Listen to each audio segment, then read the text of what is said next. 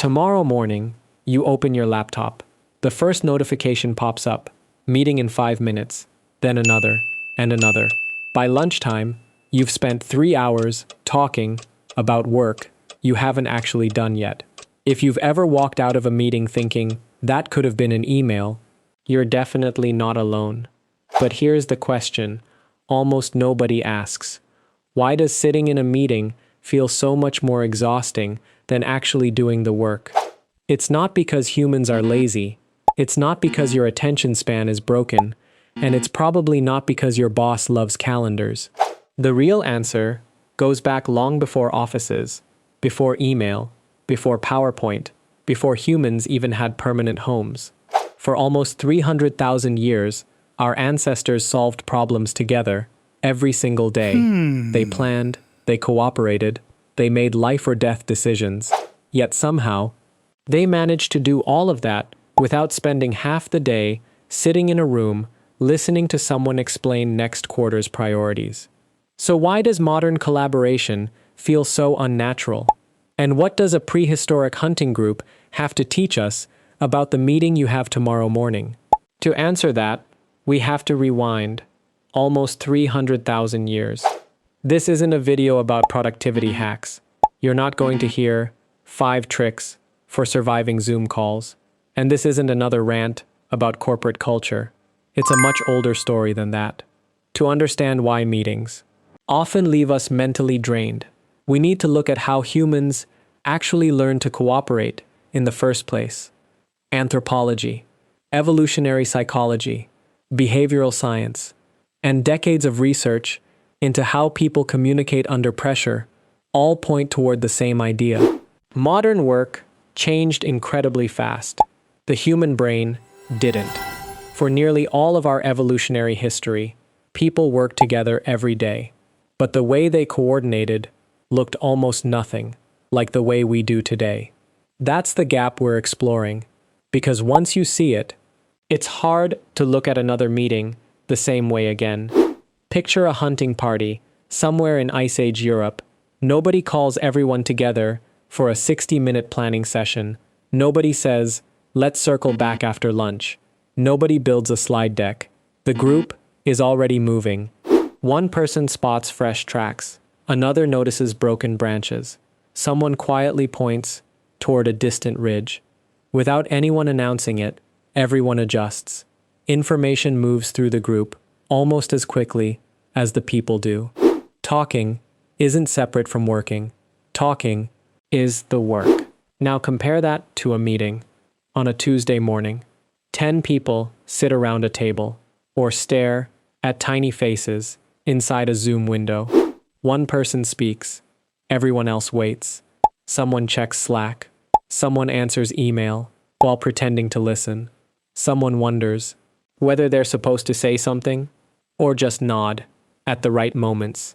Physically, almost nothing is happening. Mentally, your brain never really gets to relax, because your nervous system evolved in a world where communication usually led to action. See danger? Move. Find food? Move. Hear someone call your name? Move. Action followed information almost immediately. Meetings flip that pattern upside down. Information keeps arriving, but nothing happens.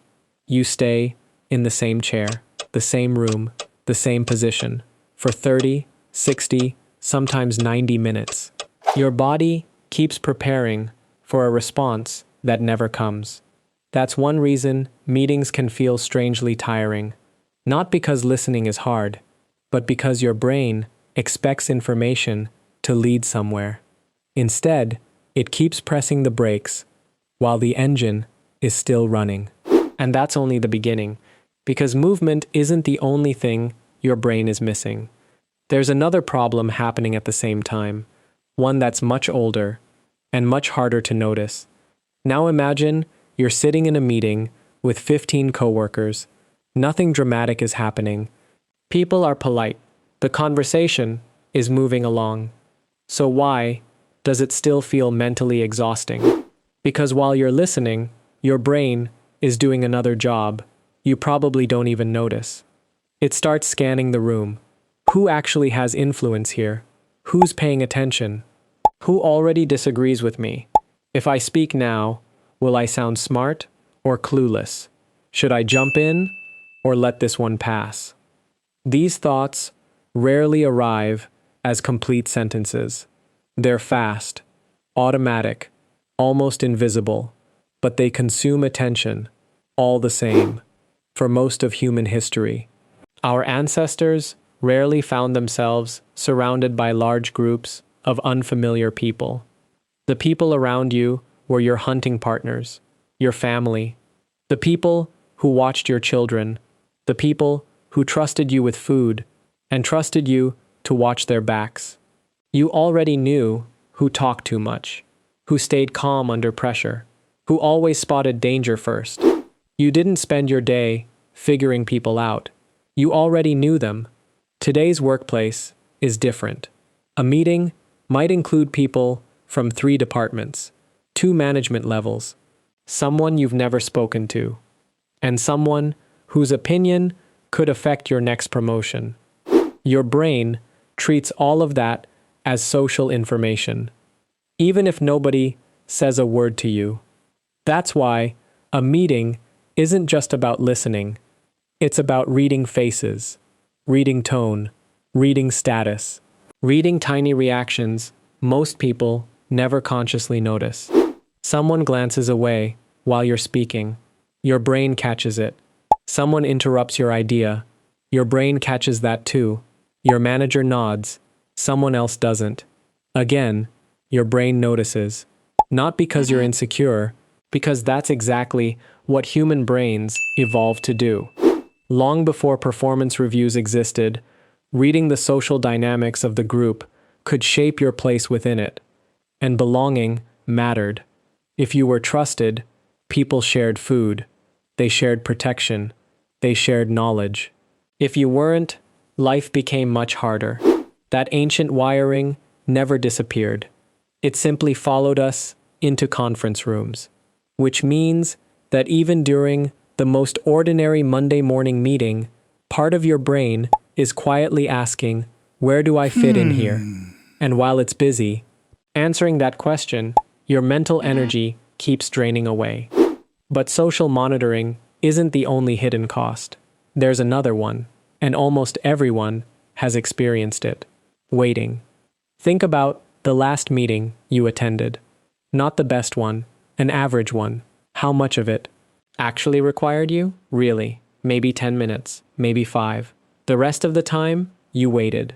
You waited for another team to finish their update. You waited for someone to explain something you already understood. You waited while 2 people solved a problem. That had nothing to do with you.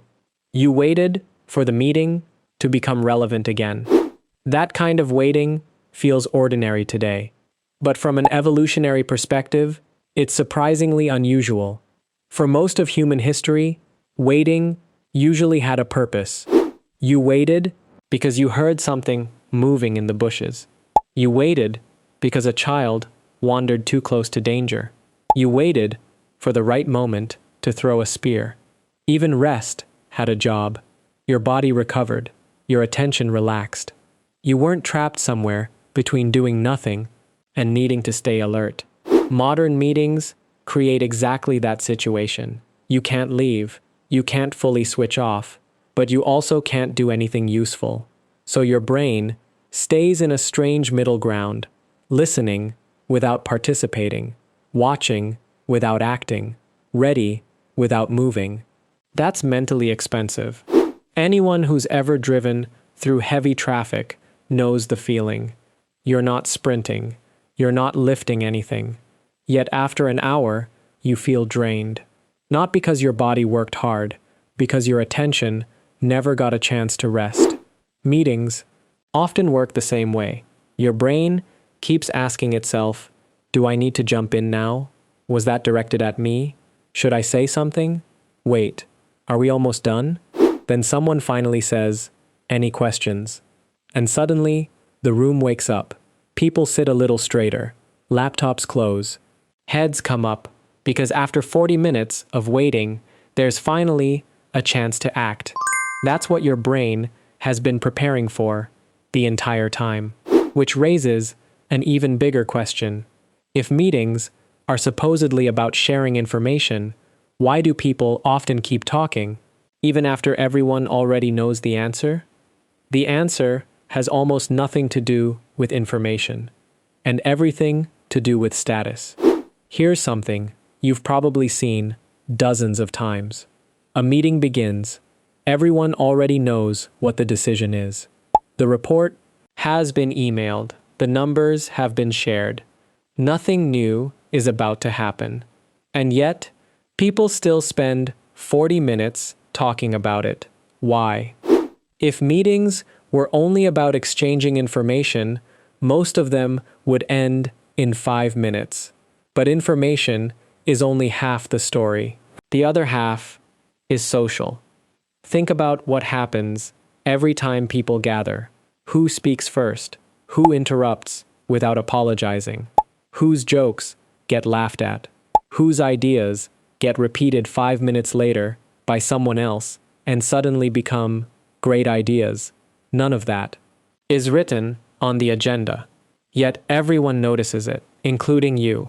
Imagine 2 employees making exactly the same suggestion. One gets ignored, the other gets praised. The words were identical. The difference wasn't the idea, it was the person delivering it.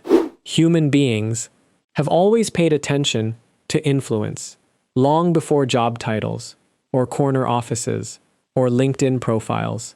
Status shaped everyday life. Higher status people were often trusted more. Their warnings carried more weight. Their experience mattered. When food was scarce or danger appeared, the group needed to know whose judgment to follow. Modern offices may look different, but your social brain still keeps score. That's why someone might spend 3 extra minutes explaining something everyone already understands. Not because they think you're confused, because speaking signals presence. Presence signals influence, and influence still matters. It's why silence can feel surprisingly uncomfortable. Have you ever left a meeting thinking, I probably should have said something, even when you had nothing important to add? That feeling isn't random.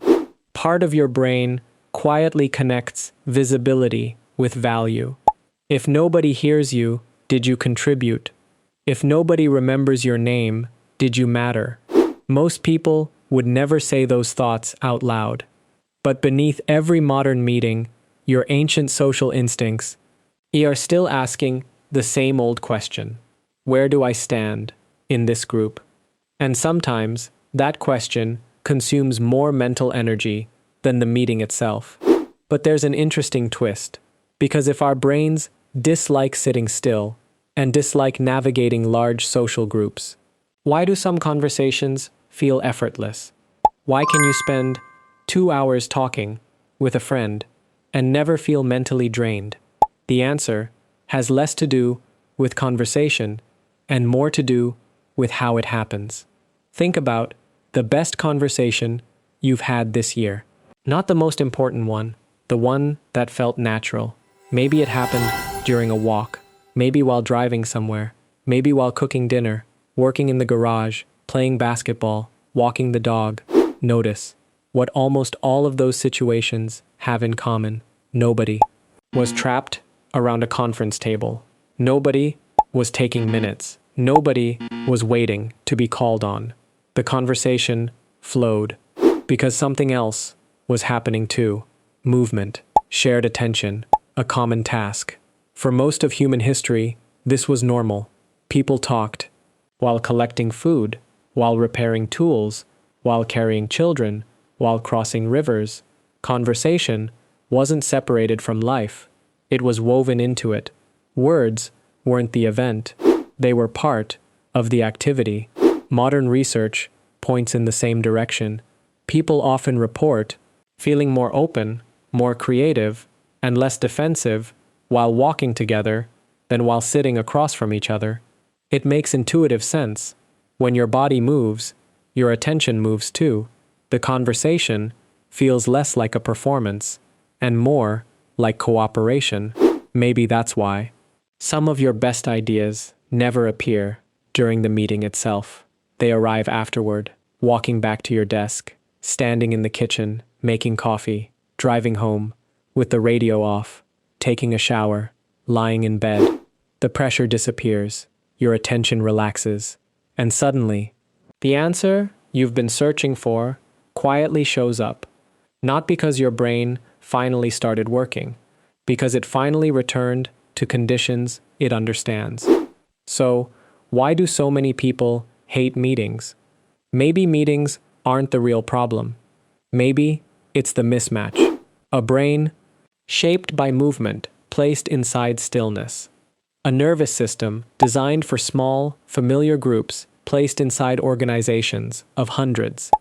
Attention built for moments that demanded action, asked instead to wait for the next slide. None of this means meetings are useless. Humans still need to cooperate. In fact, our ability to cooperate may be the reason our species survived at all. But the way we cooperate has changed far faster than the brain doing the cooperating. And that explains something millions of people experience every single week. You leave a meeting feeling exhausted, even though you barely moved. Not because your brain failed, because it was trying to solve problems it evolved to solve inside an environment it never evolved to expect. Understanding that doesn't magically fix bad meetings, but it does change how you see them. Sometimes the frustration isn't personal. It isn't laziness. It isn't a lack of discipline. Sometimes it's simply the cost of asking an ancient brain to operate inside a very modern world. The next time you close your laptop, after another meeting, don't just ask, could this have been an email? Ask something more interesting. What kind of cooperation was the human brain actually built for?